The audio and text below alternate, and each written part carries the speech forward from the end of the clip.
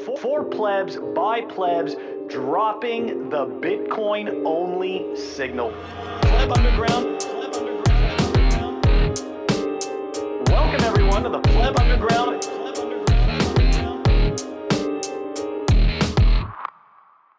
Welcome back everyone to the Pleb Underground YouTube show. We dive into the Hopium, the Shitcoin Corner. We cover the numbers, and today we've got very special guests. Okay, they wrote the book Bitcoin for Kiddos, and they've got a brand new book, 99 Signs You Might Be a Bitcoin Maximalist. That's right, I'm talking about Chris and Frida Bobby. Guys, thank you so much for joining us. I hope I pronounced your last name correctly. No, it is actually Bobe, but thank you for having us. Okay, next time I'll get it right, but thank you. All right. Well, without further ado, you guys know what's going on. We are going to dive into the numbers. Here we go. The numbers, of course, brought to us by timechainstats.com. That's timechainstats.com. All right. Thank you very much, Walton, for that nice, warm introduction. And shout out to timechainstats.com. That's right. If you didn't hear it 3 times, well, now you did. All right, here we go. Twice? You only said it twice? All right. Well, twice plus me once. There we go. 3 times. You're better at math than I am, so let's just be honest about that. Okay. At the time of this recording, the block height is 761,605. The Bitcoin price, 20,215. Total public Lightning capacity, 5,141.03. Moscow Phil, time. Just something to show you, actually, on that Lightning capacity. We talk about the you can't Lightning just let me finish capacity. the numbers? No, just let me finish them? I mean, I guess we can. Can't? Let's just finish them, okay? And we'll take a Go look. on, then. All right, Moscow time, 49:47, and the chain rewrite days, 753. Those are the numbers. Walton, what do we want to look at? The change of numbers, the change of Lightning capacity specifically. We look at when PlebNet was founded just about 18 months ago or so, and see since then, I don't know what you see, but to me, I see a significant change. Not to say that PlebNet is the sole reason for this, but educational communities, open source educational communities, where they're helping people learn, certainly accelerates adoption, especially of the more technical aspects of Bitcoin, and certainly running a Lightning node is one of those. That is a really cool stat. I didn't even realize the correlation. And so, look, shout out to the PlebNet, right? Because at the end of the day, the more people get educated on Lightning, the more comfortable people feel, the easier with which they'll be willing to, to dive in and quote unquote be reckless. Chris, Frida, what are your thoughts? I mean, do you run a Lightning node? There's no right or wrong answer. Not everybody. Some people just like on-chain only. Some people like both. Some people just want to use Lightning. What are your guys' thoughts on Lightning? No, we have our own node. I run transactions through it, but I haven't really done too much with the Lightning network yet. I feel like there's a learning curve in there that I really got to be focused in and really dial in what I'm doing. And then there's all the backup stuff that you got to do for it too, to make sure you don't lose your coins. So not yet. Yeah, that's a very good point, right? That's something that I could say, especially in the beginning. Sorry? Watchtowers. Watchtowers, that's right. Watchtowers, remember the last channel state that you had, but still, you want to make sure you're doing channel backups, to Chris's point. Okay, so definitely important to do the channel backups. I once had, I think some it was of the like things now have automatic channel backups. Yeah, I once had like 8% of a BTC that was gone for like a year because I did not do channel backups. So, and I was able to get it back, but it took a lot of asking around. Anyways, all right, let's dive into our main discussion for Phil. Just before that, I have one further number to share, and that's about how. In fact, no. Before I share it, what multiple of the value of global trade do you think is FX trading value? So essentially, if we look at how much, like how much, things are traded globally, the value of that, how much foreign currency is traded relative to that?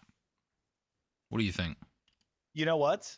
I'm gonna do something terrible, and I'm gonna defer the question to Chris and Frida first. Oh, geez. Oh, Well, let's dial in Sorry, on the guys. question. Are you talking about daily volume or annual volume? Well, I don't think it makes Or- a difference because I guess daily is just then you're just dividing both deflecting. by 365. Sorry. He's trying to buy us more time. Yeah, it's a nice try. It's a nice try. Anyway, We're all trying to buy I'll time share here. the actual number is 75 times the value of global trade is how much FX trading goes on.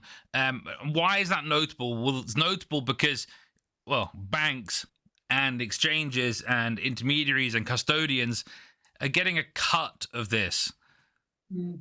Bitcoin in the long term is gonna remove the need for foreign currency exchange, and that's a big cut of the revenues of some of these financial institutions. So what I'm hearing is that there's going to be more people that are going to have to figure out a way to provide value in society rather than just simply skimming off the top of people's losses. This is what I'm understanding. So That's it. Again, Bitcoin's about removing middlemen from financial processes. totally agree. Yeah, totally. At the end of the day, those banks that are getting those, I mean, they're commissions, right? So it's a zero risk trade for the bank. All they are a facilitator. So they don't care how much you spend or how much you buy or sell. They just care that you do it. Just like a financial advisor for the most part.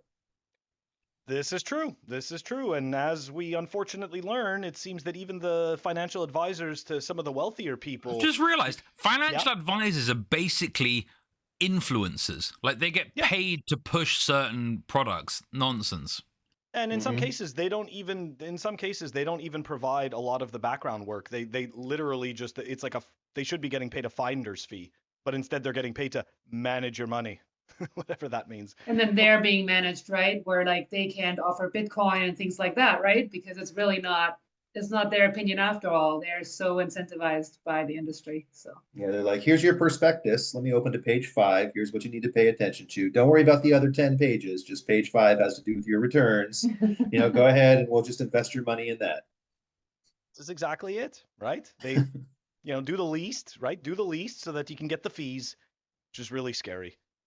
All right, we're going to move on from that topic, though, and we're going to get into a very serious topic that is just completely crippling the Bitcoin community. It's got everybody's upset, everyone's fighting.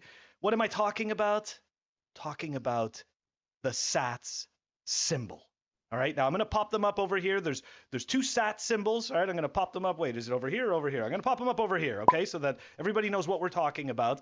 There's like 5, but I assume you're talking about the 2 good ones. I'm talking about the 2 that are actually being argued about, okay? And then I'm going to introduce a third angle to this problem as if we don't have enough. So let's dive into it, okay? All right, here we go. This is the first tweet from Kaz at BTC Kaz. Great Bitcoiner, cool dude. Definitely give him a follow. During this bear market, I would like to start a crowdsource movement to develop a new symbol for Sats. No offense to whoever made the current one, but it's objectively horrible and it's clear it's not been accepted by the community. The future of Bitcoin is Sats. Okay, so let's take a look at that symbol. All right. Now, here's a tweet. Who says that's the current one, though, Phil? I don't really understand. It's just an assumption. It's just an assumption, right? That's exactly the point. That's why we're going to have this debate. Because who says that's the current one? It's not my symbol for Sats. So here's the one from Bitco, okay? Fellow Bitcoiner who does amazing art and does a lot of really cool avatars for fellow Bitcoiners such as myself. And here we go. Let's take a look at this symbol. All right, that kind of makes sense, I think, but of course, I'm biased. All right, so we've got the 2 symbols. And then, of course, in typical Bitcoiner fashion, you can't just have this simple, do we choose A or B? All right, because then we have a tweet from Not Grubels. When are we going to collectively realize bits is the only viable option? So forget about Sats, okay? He's talking bits. Okay, we're going to leave bits out of it. I just wanted to introduce the bits part just to trigger the people who hate bits. It's just for fun. But Frida, Chris, you guys, I love what you guys write. I think that the books that you guys are making are simple and they're fun. And I want to know what your take is on the two symbols. Which one do you like best and why? And if you don't like either, that's okay too. I mean, if I have to choose between the two, I would just default to the second version because the first one would, to me, would either be a symbol for a shish kebab or a hamburger slider. I really don't see. Yeah, I mean, for me, it's just like I am always about like keeping Bitcoin simple. And I come across a lot of people that don't even understand what a Satoshi is. And so to then bring them to a symbol that is really foreign looking, right, is really, really tricky. So I don't think we've found the ultimate symbol yet, to be honest with you. I think aesthetically speaking, I like the second one a little bit better, to be honest with you, even though the first one has been, adopted in the community. But I do agree, it's not intuitive. So we'll see. Hopefully there's more artists out there coming up with new ideas. But I'm hearing that you're not 100% sold on the second one either. That's no, what I'm not understanding. 100%. Not 100%, Yep. right? Yeah, Yep. I know. Yep. Right. All right. It's tricky. Well, it is tricky. Walton, what are your thoughts on this debate? Who wins? Who loses? Why? I think we just use the dollar symbol. You're introducing another vector to this problem. No, because it's either that or the SAT symbol. But I say the SAT. I mean, like, what's Bitco's, the SAT symbol? As in, well, to me, yeah, I realize, yeah, it's confusing now. It's tautological or something. But like it, yeah, no, either Bitco's symbol or the dollar symbol or none. I don't know why you need a symbol. Like, I'm kind of with Dieter on this one. Like, I don't think you need a symbol. Yeah, do we really have a symbol for cents? Dollars and cents. It's really just a dollar sign and a zero with a point and then the cents, right? Like, I mean, it would get complicated. It is complicated to put the B and then, See, then you're almost leaning towards the bits way because they're like, oh yeah, your coffee's going to be 3 bits and 99 sats. Oh, that sounds awful. I don't like the bits. Yeah, I'm not a bits fan either. I think bits are weird. Don't put words in my mouth. People who are obsessed with standard form, because standard form is popular with like when you have 3 orders, like 10 to the power of 3, 10 to the power of 6, etc. And so 10 to the minus 6 is a millionth of a Bitcoin, what they want to call a bit. But yeah. I believe the white paper only describes Bitcoin, and actually it meant the original use was that sats were meant to be called Bitcoins. No? I think you're right, but I've also heard people use like BTC, right? Like the small S. Yeah, I think that's big ugly. BTC. To me, that looks like a shitcoin because it's like like WBTC has wrapped Bitcoin or something like this. Like it looks like a shitcoin. That I don't think. I don't see why you can't just use the word sats. But I just want to see point Roger out, Ver and Craig Wright just in the back room trying to just confuse people. Yeah, I do like the idea of just writing out sats. I've always been a fan of that. Makes it simple, but artistically speaking, it would be cool. Like, I mean, I'm wearing a Bitcoin sweater. Like, I kind of want to spot the Satoshi sweater at some point, maybe, as Bitcoin, rises in price. But I think we can all agree that it's definitely not the hamburger. Yeah, we can agree on that, 100%. Yeah.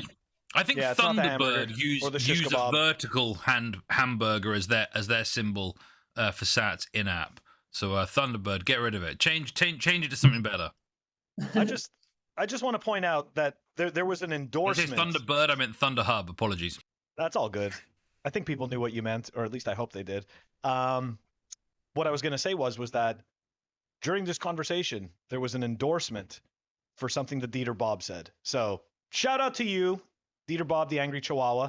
Doesn't usually get a lot of endorsements, so I think I think that's a good one on him. Okay. Anyways, we are gonna move on from the numbers into the Hopium.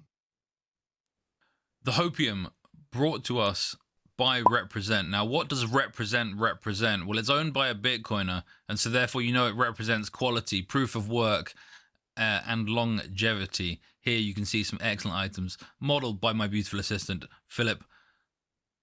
Quality apparel, excellent prices. RepresentLTD.com. That's RepresentLTD.com. For the Hopium, we are going to take a look at actual hopium. Usually it's just something that we can bag on and say that it's not real or whatever it is. But you know what? Maybe this one's actually pretty decent. Okay, so here we go. Let's dive right into it right now.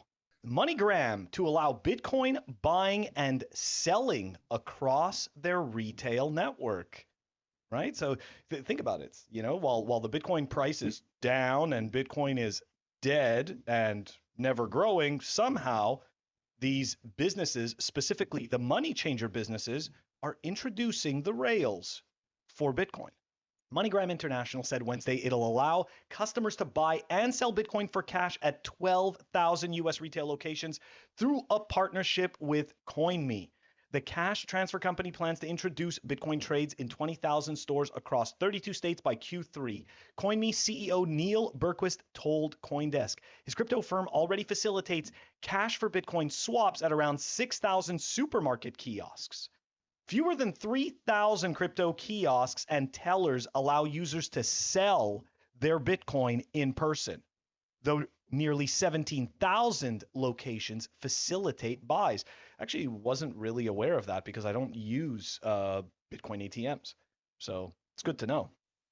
This is where it gets kind of funny. Until recently, a major partner of Ripple Labs, MoneyGram, received tens of millions of dollars to use the XRP token for cross-border transactions. That's right, all you XRP army idiots. Okay, when we tell you that they are dumping their bags at all-time highs to keep the lights on, this is what they're doing with your money. They're taking it and they're paying people to try to use this garbage that no one is going to use. MoneyGram wouldn't even use it, and they're desperate. Anyways. Hey, Phil, this isn't Shitcoin Corner. I know, but I just thought it was so funny. Okay, the relationship ended in March after the U.S. Securities and Exchange Commission filed suit against Ripple Labs last year. Oh, it's a security. What a shock. Okay, so during an appearance on CoinDesk TV's First Mover Wednesday, Holmes reflected on the breakup. It's unfortunate what happened with Ripple, he said. It was a great pilot for us and really moved us, I think, progressively forward in blockchain. And I'll add my own piece to this, towards What Bitcoin. does that mean? You know what it means? It means they used Ripple to learn how to figure out that they don't want shitcoins, and now they're using Bitcoin.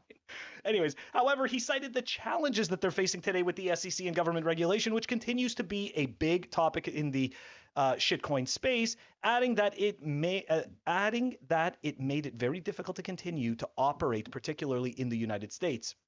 But we'll see where that goes down the road. Let me tell you, people, it goes absolutely nowhere down the road.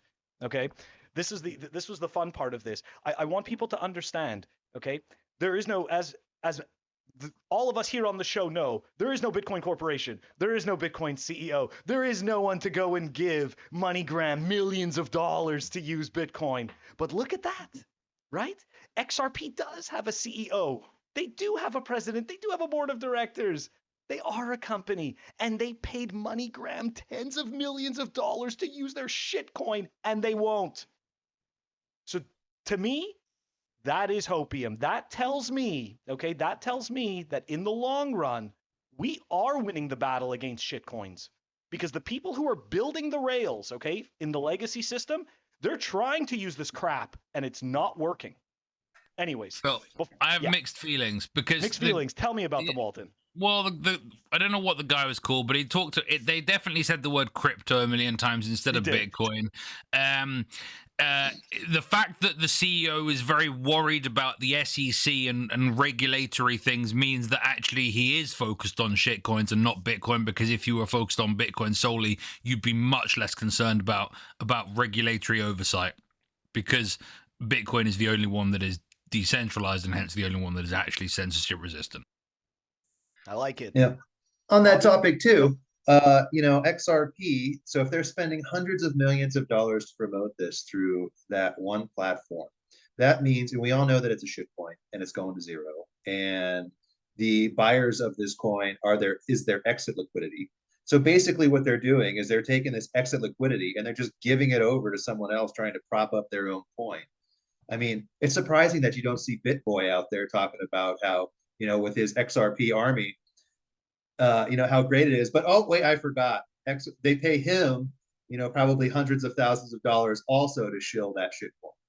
Wait, I think you need to do like a real chart, because I've heard the term tokenomics, but apparently you've just described it perfectly. Is the shitcoiners take in money and then they pay a bunch of people to try and create hype about their product to try and push the price up. That's the tokenomics, and that's it for all of them. For all of them. Yeah. And I actually would like to just add to Chris's point as well. So interestingly enough, it doesn't take very much for a company to be in a partnership with another company. And one of my ways of debunking shitcoins, I call it the partnership parade. Okay, they show you that they're partners with somebody, and then all of a sudden it creates this validation, this hopium validation, where it's like, wait a second, these guys actually have collaborations. These guys are working with these partners. Let me tell you something. If you've ever worked in a giant corporation and you've been partners, you know that it doesn't mean shit. Okay, you know that it means absolutely nothing. It's not going to mean anything for the bottom line. So that's kind of one of the reasons I think that this is just absolutely ridiculous. So Ripple Labs paid the millions of dollars, and then they can go and put out an article that they are partnering with MoneyGram, right? And I remember that article when it said XRP partnering with MoneyGram, and all of a sudden everyone's like, oh, that's it. XRP is going to get used. It's replacing the Swift network. No, it's not. Nope. Just crickets. Well, didn't the CEO of Ripple Labs also, when the whole Greenpeace thing about Bitcoin energy, wasn't he out shilling the negative energy effects of Bitcoin over Ripple or XRP? Oh yeah. Brad is always out there ready to try and kick the imaginary leg out from Bitcoin. Not only that, but he also kindly helped provide a framework for CBDCs for the government. Bless his heart. Just a good dude all around. He's such a good citizen. It's a good little status. Way to go. That's really like one of the two main key things when I first got down the rabbit hole with Bitcoin, of understanding like how decentralized it truly is, And I remember like having conversations with Chris about it, who was down the rabbit hole first, and like the grasping of that nobody owns it was so essential to me, of being able to understand more about the culture about Bitcoin, and also like buying into it. It was just mind-boggling. Like I remember it took me like a couple of days to like truly grasp, how, because like people are not nice per se, but the core of everybody, like we're all just like really bastards when it comes down to it. But somehow, Bitcoin has accomplished this that none of us could, and so that's really cool.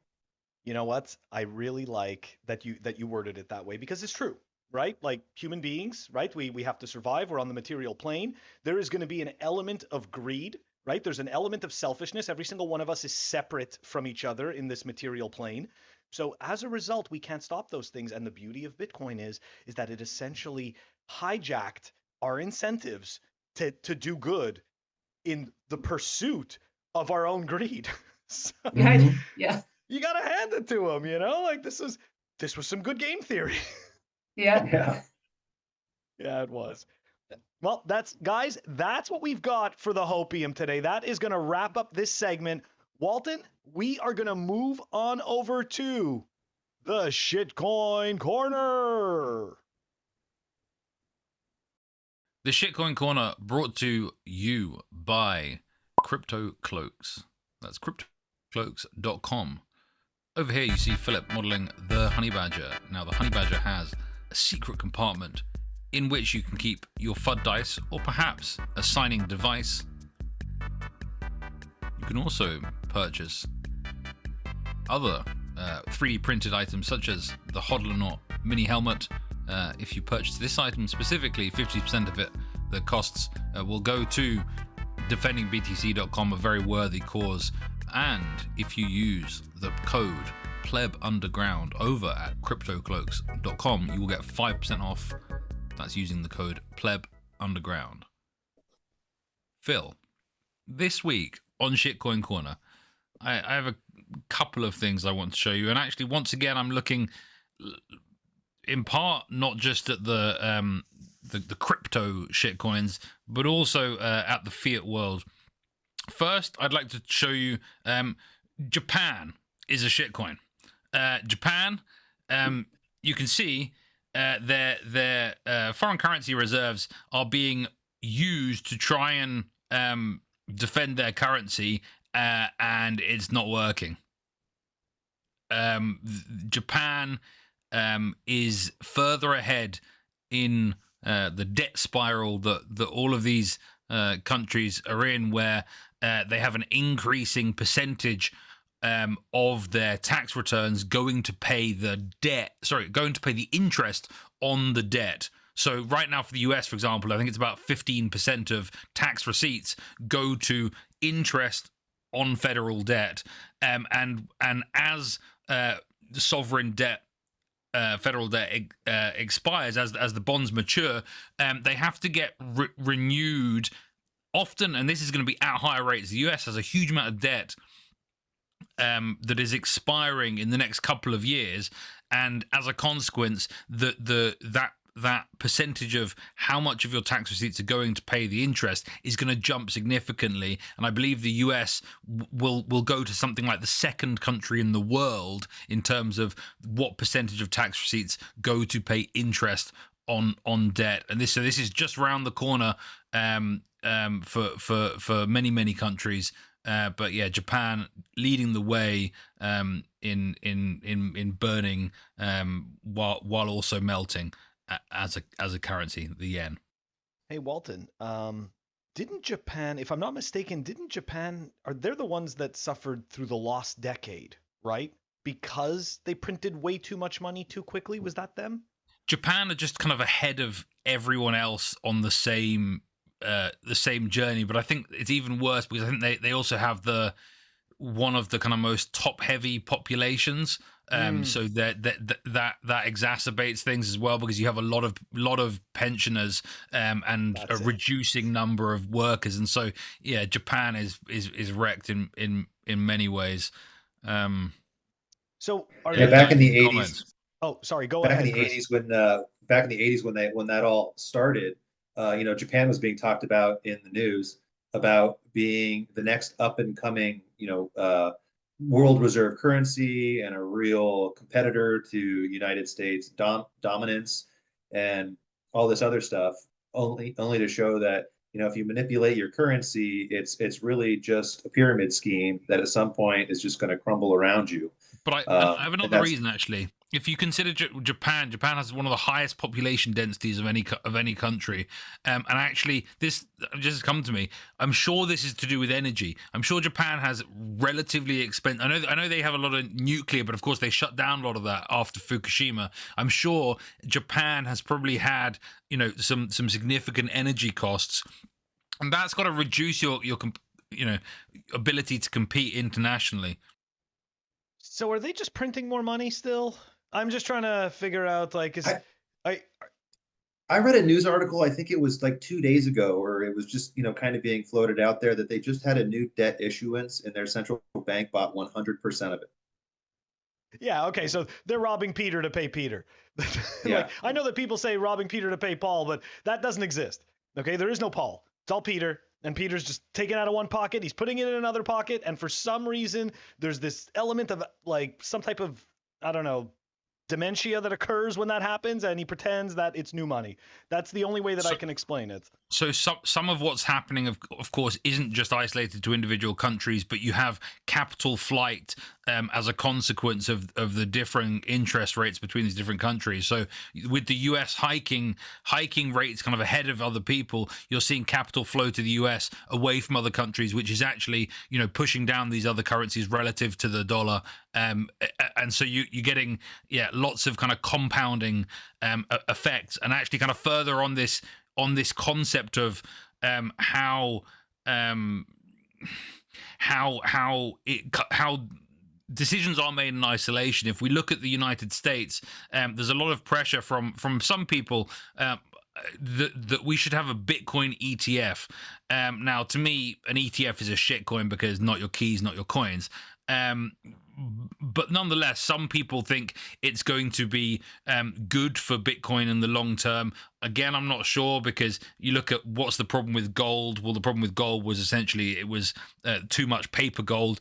an ETF is kind of just paper Bitcoin anyway, but they think, okay, maybe some boomer money's going to flow and it's going to make number go up. But why are we not seeing this? We've seen spot ETFs for Bitcoin, listed on the Amsterdam exchange. We've seen them listed in Canada. Why has it not happened in the United States? There've been futures ETF listed. Why is there no spot ETF for Bitcoin in the United States? Now, I'll share a little source here.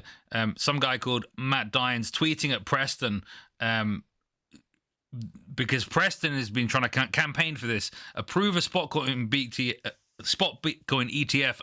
Preston tweeted at Gary Gensler, the SEC commissioner, just a couple of days ago. And Matt Dines is saying that they can't do this right now because it will blow a hole in FX markets because of arbitrage opportunities via the share creation redemption mechanism, the special source of the ETF wrapper. So what does that mean? He says, you're talking about a spot ETF here. So to make new shares, the authorized participant will have to deliver in kind, i.e. they need to bring on-chain Bitcoin into settlement. The portfolio manager of the ETF will upload every day the exact weights, number of Bitcoin, and amount of USD to create or redeem one creation unit of shares in the ETF. Typically, one creation unit is set at 25,000 or 50,000 shares. Say the Bitcoin ETF is trading for $20 at NAV and one creation unit is 25,000. So a basket is $500,000 of market value and it's spot Bitcoin, and so therefore you need an AP to deliver in kind. AP being our authorized participant. If you're an AP and you need to deliver $500,000 in market value, which is about 25 Bitcoin at $20,000 Bitcoin, if you can then acquire 25 Bitcoin at any price less than that $20,000 per Bitcoin, you can pocket the difference between them. Now, this is known as arbitrage. Arbitrage opportunities are a core of what traders, hedge funds especially, like, are looking for in markets. This is why they have this concept of high frequency trading, is because these arbitrage opportunities only often exist for a short period of time. You can play yourself exchange arbitrage because you'll see, say, on two Bitcoin exchanges, there's a difference in price. Now, if you can buy at the cheap one and sell at the more expensive one, then you're making that arbitrage. But arbitrage opportunities are what a lot of traditional finance search for when they're trying to make their bucks. It's zero-sum games, but they are good for markets because it transfers liquidity in a productive way. Now, as we said, in the ETF world, this is Wall Street. They're all looking for these arbitrage opportunities, and if it can be done, it will get done. As a consequence, this is going to actually cause further problems for foreign currencies, or, well, not to me. The pound is of course my forced slave currency, but the yen and the euro are other fiat currencies that are going to suffer as a consequence. And so, yeah, the argument that Matt Dines here is making, although he says maybe they issue one to BlackRock next week just to spite him, is that the spot ETF is not being authorized right now because it will cause significant problems in FX and bond markets, and as a consequence, essentially worsen relationships geopolitically between the US and its allies, potentially at a time when it can't afford to do so. Guys, your thoughts? I'll let. To read. Oh, go ahead. I was going to Yeah, say. so I was going to say Chris and Frida. Go ahead.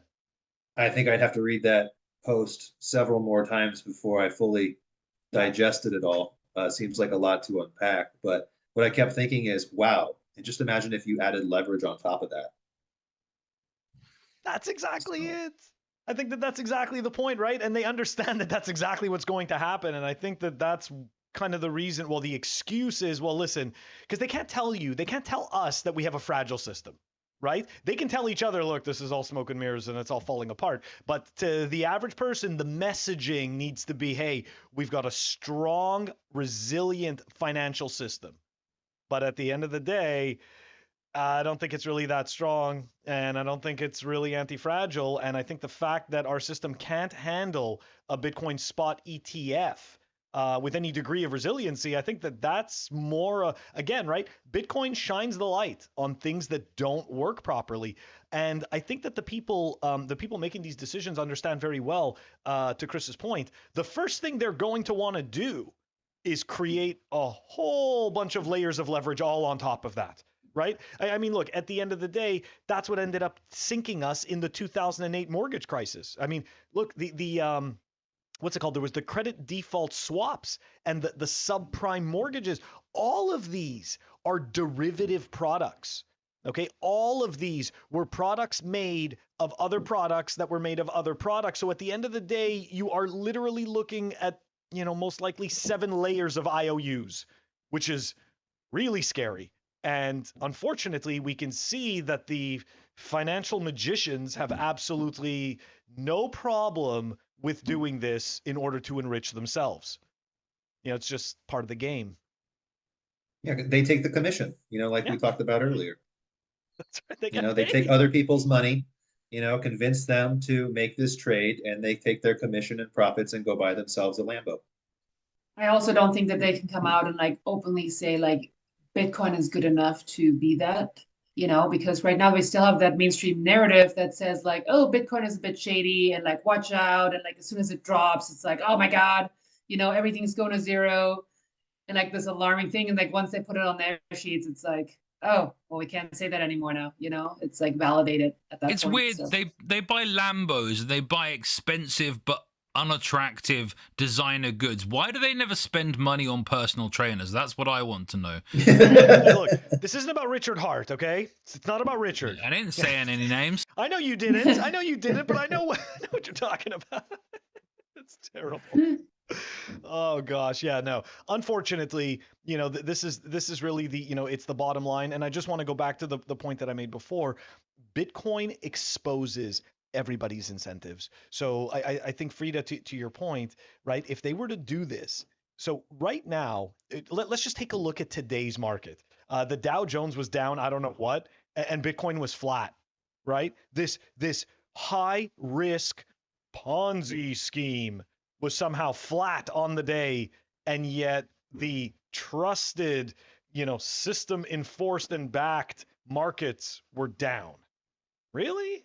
Yeah. So, you know what? I think, to your point, if they do this, really what it's going to do is it's going to shine a light on their incompetence. And I think the last thing that they want is more attention on their incompetence.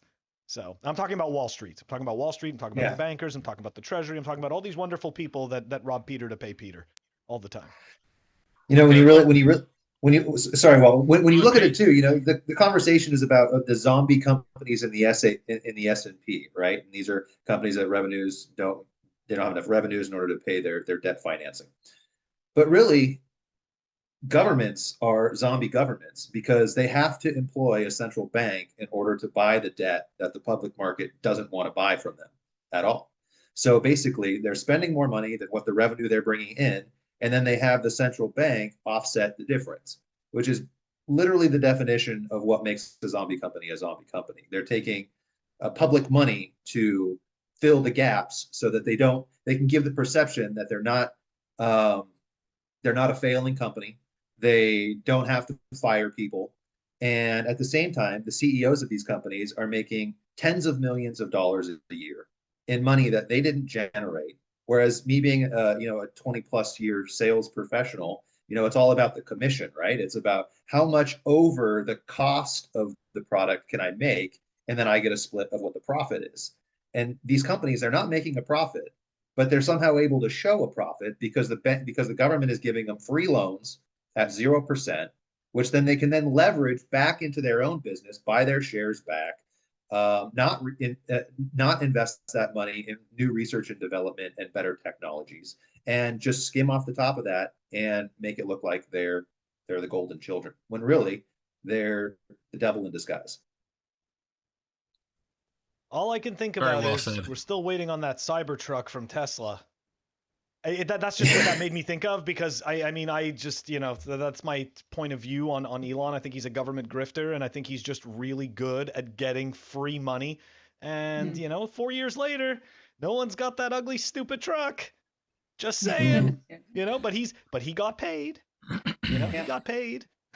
But to your Phil, point, that's exactly what it is. I have one further story on Shitcoin Corner this week, which is about, and this is meant to be a warning. I think I'm gonna cut this a little bit short because we should focus on our guest today. But there's a good article here. I'm gonna share it from a guy called Son of Sats on Twitter, and this is from his Medium. But essentially, this is a warning that individuals should be very wary about anything built on top of Bitcoin. Now, I'm not talking about Lightning, although you should be wary of Lightning. You shouldn't be trusting anything. You should be verifying as much as you possibly can do.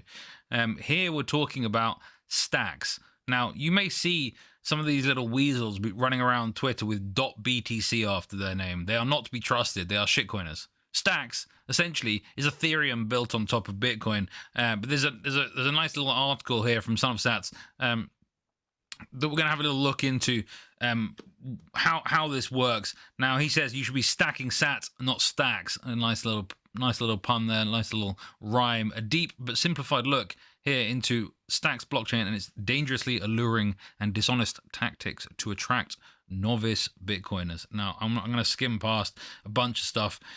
So here's a section that I'd like us to focus on. The article's much longer, and if you follow the links in the show notes, you can read it in full, which I very much suggest that you do. But what do we have here? So Son of Stoshi says, once I started to uncover some of the information on the Stacks blockchain roadmap website, he realized that this was another Ethereum wannabe. Apparently, it's basically just Ethereum on top of Bitcoin, so it makes sense.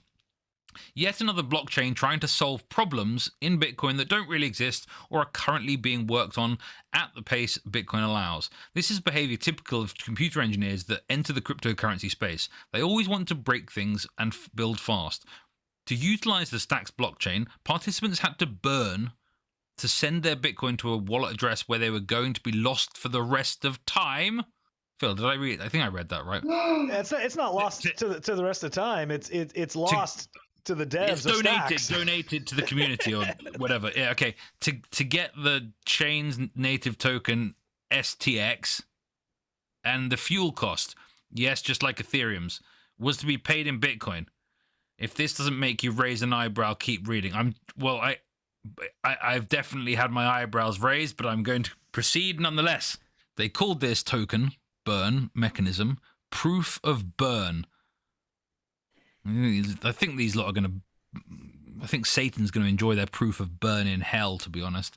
Anyway, why would anyone destroy their Bitcoin to operate on this blockchain when there are hundreds of others that do the same without the insane opportunity cost? This was clear to me after reading the original white paper, as it turned out the developers and marketers of Stacks realized this as well. Their ESG-esque inspired the idea of proof of burn, a mechanism they claim reused other proof-of-work chain tokens, in this case exclusively Bitcoins, to prove that some type of energy was ultimately used to secure the blockchain and mine Stacks, a crypto parasite of sorts. They argued that utilizing this method makes their chain greener to run, send Bitcoin to a burn address, their version of mining, get Stacks, and use Stacks for their applications in the form of gas.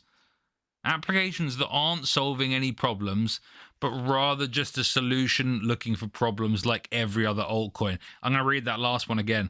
This is so true for even the kind of well-intentioned shitcoins, which there really aren't very many.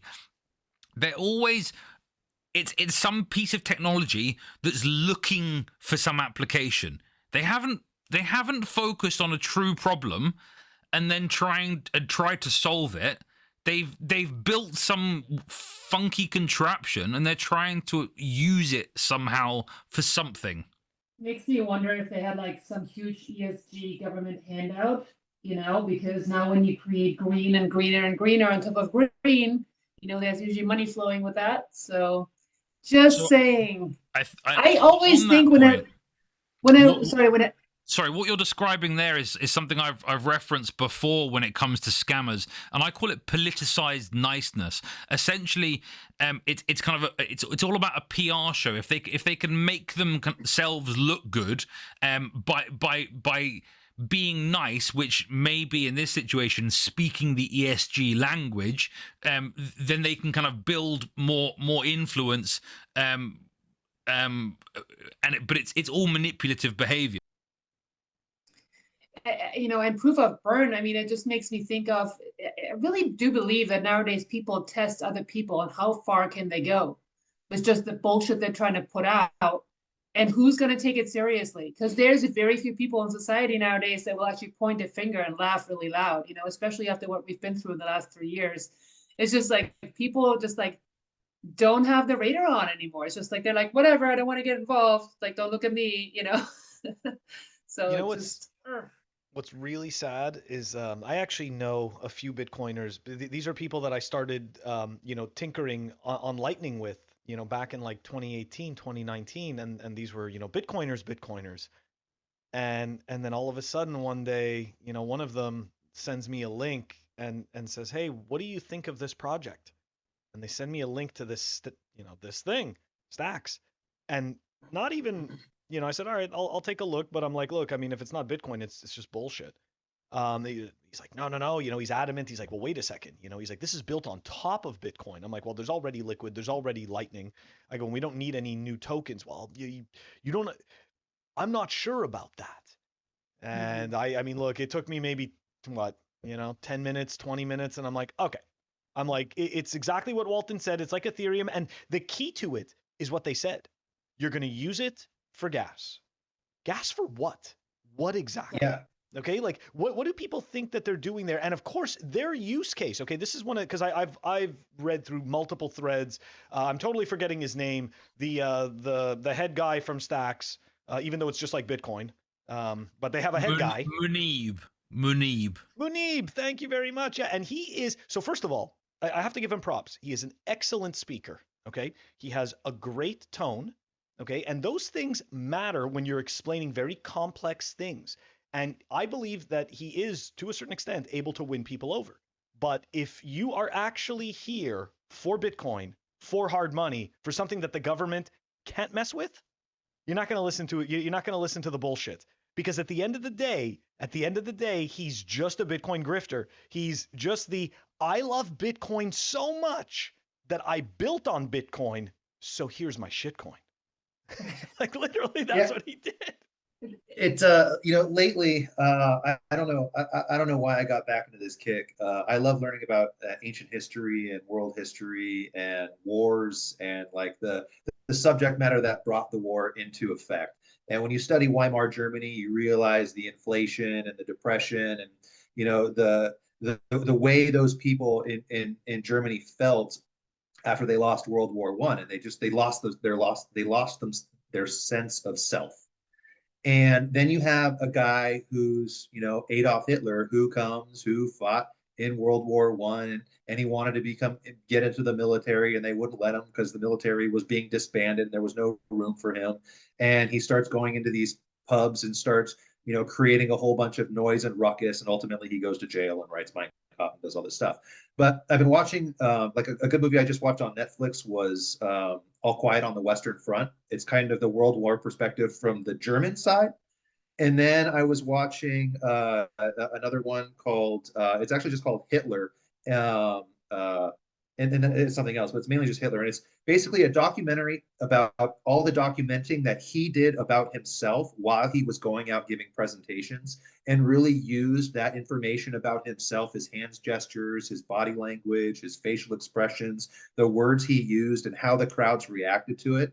And then so he did so many speeches and he was so critical of himself, he built up this persona of this completely fake person that he knew that the crowds would enjoy. And it seems like that's what a lot of these shitcoin CEOs are really doing. They're very focused on themselves. They're very selfish individuals, but they're great speakers. And how did they get to be great speakers? Because they focused on themselves and but they also focused on how other people were reacting. It's called having a high political quotient. Okay. There you There, You go. made an amazing point, there though. you go.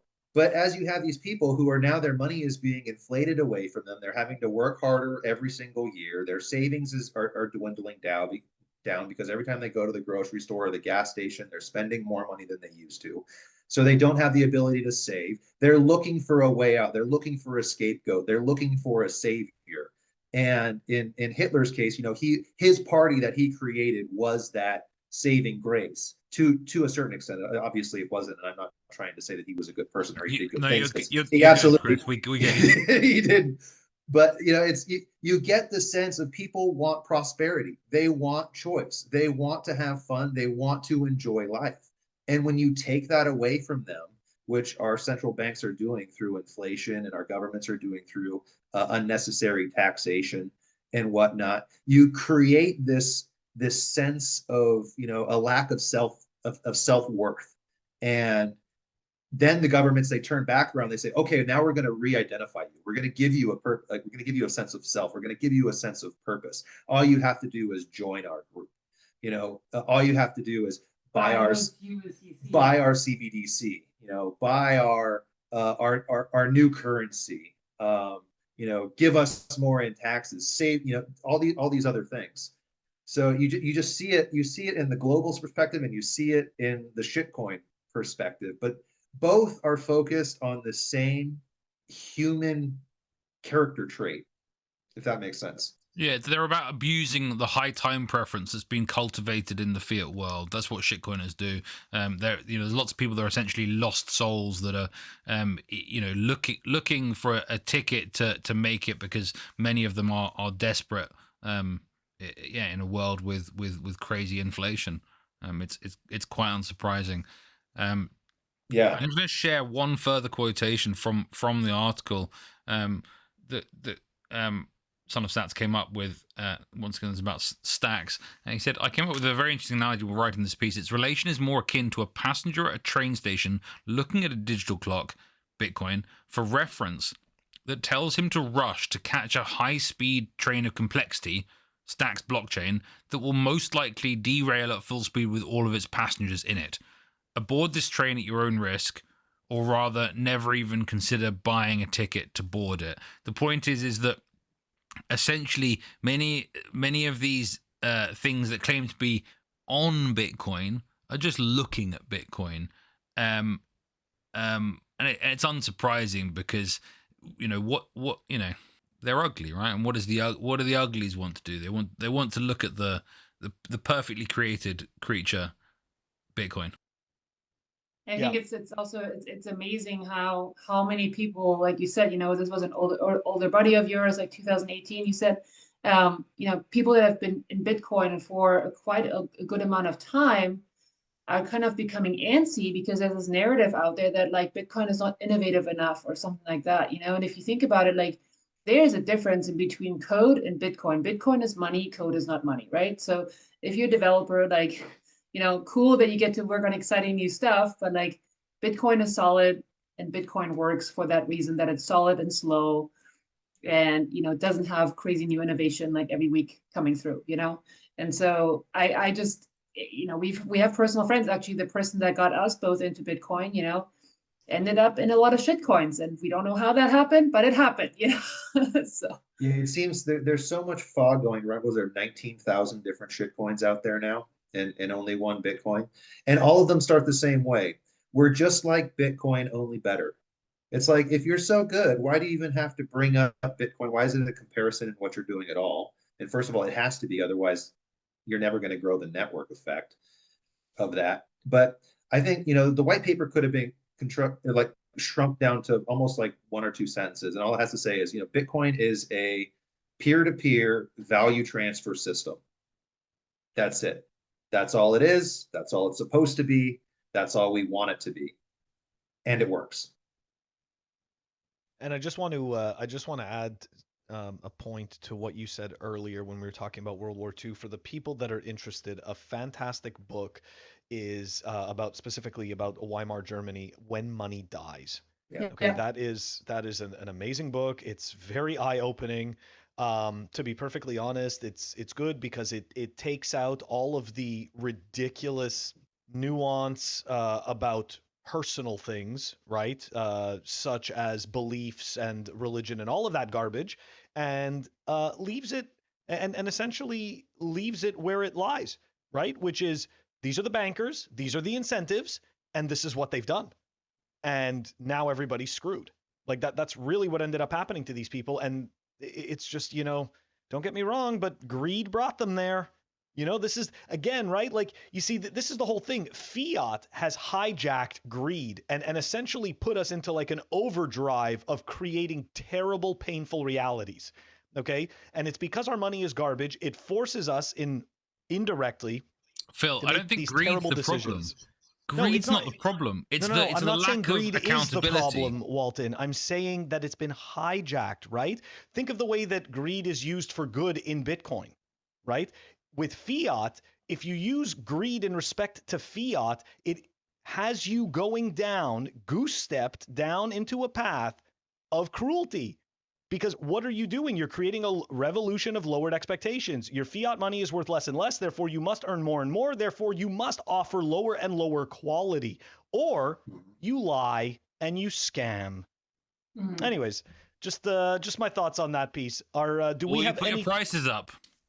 That too, right? You put your prices up, And but I think you also we've still seen have that, right? But you still have to lower your quality. That's For years, that's kind for of the years problem. and years, I think we've seen all sorts of businesses absorbing inflation by reducing quality, by cutting staff, by reducing training of staff. There's all these little factors where they've already been trimming all of the fat. There's no fat left to trim, and so they've all got to raise their prices. I think that's why we're seeing so much. You're not just seeing. This is why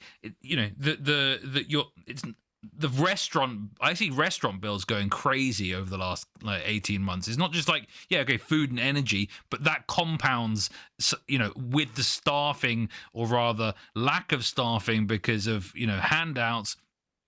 Service businesses are getting absolutely wrecked. So guys, go and orange pill the service businesses that you care about and go and spend some money there, because we don't want to orange pill everyone.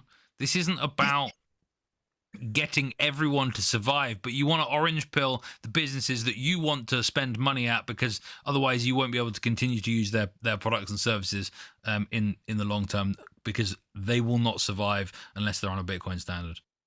And on that note, what you're explaining is a shrinkflation, right? It's all shrinkflation. You go to a restaurant and you used to be a 10-ounce steak, then it was an 8-ounce steak, and now it's a 6-ounce steak for more money, more expensive. Anyway, guys, I think that neatly brings the Shitcoin Corner to a wrap. We've got a few questions for you guys, if you don't mind. All right, we are gonna dive into our interview portion of the show, and like we said, like you guys have seen, we've got Chris and Frida here, and once upon a time they wrote Bitcoin for Kiddos: The Story of Bitcoin, a very easy, fun read, and most recently, I should say, they came out with this awesome book, which I've been enjoying and I find absolutely hilarious. 99 Signs You Might Be a Bitcoin Maximalist. Now, before we dive into some of the pages in this book, which I think you guys picked like every single freaking use case I could think of. Like, it didn't matter where I scrolled. I was like, oh yeah, I did start doing that. But so what inspired you guys to write this? Because this is extremely entertaining and very light and funny. And I think it's one of those things where you see the book, in hindsight, it was inevitable. Yeah, that's kind of where it came from too. Just spending countless hours on YouTube, just reading everybody's comments. And, there's so much situation on Twitter. Yeah, there's so much situational stuff that happens on there. And, Bitcoin is kind of a hive mind, if you will, like Michael Saylor talks a lot about. And so I just realized that many of us are having all the same conversations and having all the same engagements and reading all the same books and doing a lot of the same stuff, but we live on opposite ends of the world because we're all decentralized from one another. And Bitcoin is still such a small community. You can't just go down the street and hope that your friend is a Bitcoiner also that you can have these conversations with.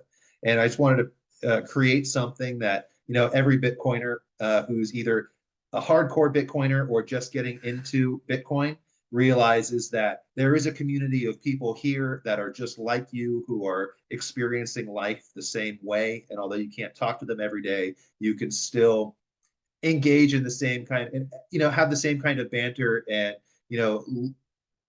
comedy about situational stuff that happens every day. Yeah, it was really fun creating it. It really started out with, we would just like throw little things at each other, like, oh, haha, this is so funny. A Bitcoin maxi would do this and that, and we just kind of like, we started keeping like a little notepad. I did in my phone, like where like I wrote down 5 things of like just hilarious stuff, and we were kind of thinking of how to do that, and then Chris just started writing a list one night, and he just like kept writing.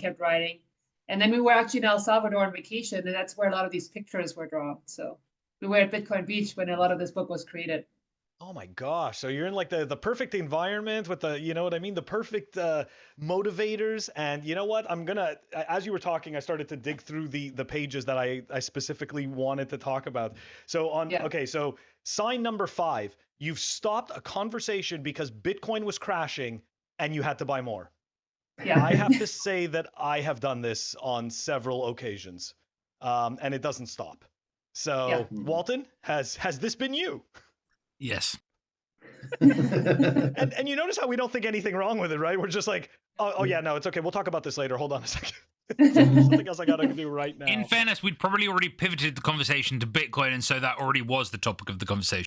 It's true. Right. Yeah, gotta buy the dip. There's no excuse. Okay, this one is I definitely hit home. Okay, it's page 13. Sign number 7, I should say. You know what KYC, NGMI, which is not going to make it, POW, proof of work, and have fun staying poor mean. And I will say this: when a lot of people come into Bitcoin, and more specifically into Bitcoin Twitter, you realize that you have no idea what version of English they are speaking. You're like, all right, these things look like they could be familiar words, but I have no idea. I got to ask you guys, what's your favorite? I want a different one from each of you. What's your favorite sign that you are a Bitcoin maximalist? And I will go first. Frida, you go first. Ooh, man. Favorite one. I have a lot. I personally like the one where the dad is walking, and I don't remember the sign number. It's in the beginning. I think it's in the top 10. It's like the dad is walking with the 2 kids, and what do we tell people that don't like Bitcoin? And one of the kids says, like, have fun staying poor. Sign 15. You told someone have fun staying poor. And so the dad says, and what do we say to people that hate Bitcoin, right? And it's like, yeah, I love that one. Because It's just so relatable, as we teach our kids, as we, grow with them. It's fun, our son actually had a school project the other day where he was making a paper vest. They all had to have a vest that was a specific theme, and so his was the letter B. And we had to put a big Bitcoin sign on there. I mean, we kind of like asked him, hey, what else starts with B that's a money? And he's like, Bitcoin. Like, great. We're doing our job. Awesome. And here's sign number 41. I remember going through this. Okay, your favorite clothes have the Bitcoin symbol on them. That's right. Yeah, I disagree on that one, because to me it's a bad OPSEC thing. So yeah, I got given a Bitcoin T-shirt, but I have never bought anything with a big. Certainly not with, like, if it was, I don't know. If it was HFSP, like, maybe, but to me, you've got to have not too massive Bitcoin kind of thing over the clothing. I don't disagree with you, though? You know what's fun though? Like I've had it like 3 times happen to me right now, because I actually made the conscious effort like the last couple of months to wear a lot of very big Bitcoin stuff. And I get called out on it. Like there will be this guy or a girl down the parking lot saying, hey, I really like your shirt. And they're like screaming at me. And I kind of want to go up and be like, what's your Twitter handle? Let's connect, But it seems, I don't know how to approach that situation quite yet. But I love like knowing that there's Bitcoiners living around me, I don't disagree with you, Walton. But I just want to point out, it was the favorite clothes. It doesn't mean that you're always wearing them out and, trying to get mugged. It just means it's your favorite clothes. But I do agree with you. When I read that one, I was like, OPSEC. I'm like, but my favorite shirts are my Bitcoin shirts. Okay, wait, there's more. There's more that I was dying of. Super. Here we go. Okay, here we go. This was by far one of my favorites. Sign 45. You keep repeating to the same people that Bitcoin and crypto are not the same. Yeah. It's so true. It's so true. I love it. I love it. Okay, I've got one last one here.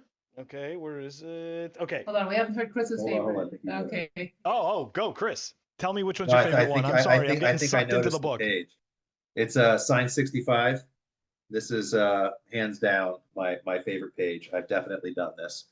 It says, you've interrupted the conversation to talk about Bitcoin. And it's got three guys who were talking. And the first guy says, that's so great, you're getting married. And the second guy says, yeah, I was hoping you would be my best man. And then a third guy comes in the middle and butts in the conversation and says, hey guys, you should really check out Bitcoin. Could be the most important decision of your life. Just so you know, that was literally the last page that I had written down for examples. So Oh, nice. I do agree with you that is one of my favorites as well, and it's so true. How many times that meme is so accurate, right? You're sitting in a conversation, they're all talking about all this random stuff, the lawn, fertilizer, chopping wood, Yeah. who knows what garbage, and you're just like, you know, the government's printing away our money. We should probably be talking about Bitcoin. You know, Guys, you have they're normie debasing friends? us. You have normie friends? I do. We do. I have like 3. Yeah, I'm running out. The list is shrinking every day. Yeah. But we do have them, and like actually, it was a nice conversation. Like as we created the book, we always like pull in our direct neighbors because we have loose pages and loose drawings, and people just stop by our house, and so we like run them by stuff randomly, and we actually got some really good questions out of them. Like the no Bitcoiners, the ones that are like scared on the sidelines, thinking that Bitcoin is gonna crash any day, and they still feel so bad for us for having it, Just one final question for you. Where can Bitcoiners get these books? And is there a special kind of deal that maybe we could offer them? What do you think? Yeah, so you can find us on our website, BTC Publish. You can also go for bitcoinforkiddos.com or bitcoinformaxis.com, and it'll all get you to the btcpublish.com website. And then we have for you guys, PlebUnderground will get you 15% off any orders. Very Nice. cool. Thank you very much, guys. Yeah, you're welcome. Thank you. Yeah, guys. Absolutely amazing to have you on the show. And just a reminder what Frida just said, Pleb Underground gets you 15% off at btcpublish.com. We are going to put a link to that in the show notes. We're going to put the code as well in the show notes. And guys, that's it. This wraps up our show. Don't forget to like and subscribe. Don't forget to check us out on our audio-only platforms, Apple Podcasts, Spotify, Anchor. If you want to stream us sats through Breeze on fountain.fm. Don't forget to check out the Bitcoin Council of Autism. Walton hosts these amazing spaces every week. And of course, BT Weekly. BT Weekly, that's right. Of everything happening on Bitcoin Twitter. Now, Can't even remember Phil, all the stuff we're shilling. Yeah, too many things. But yeah, guys, look out for pleb content, pleb brands, pleb businesses. Support them and tell us about them, because we're always looking to platform other plebs working tirelessly for their families, but also to spread the good word of Bitcoin. Guys, I just have one final thought, and that's fuck shitcoins. It's been a pleasure. And just to quote our awesome guests, governments are really zombie governments. Catch you all next time.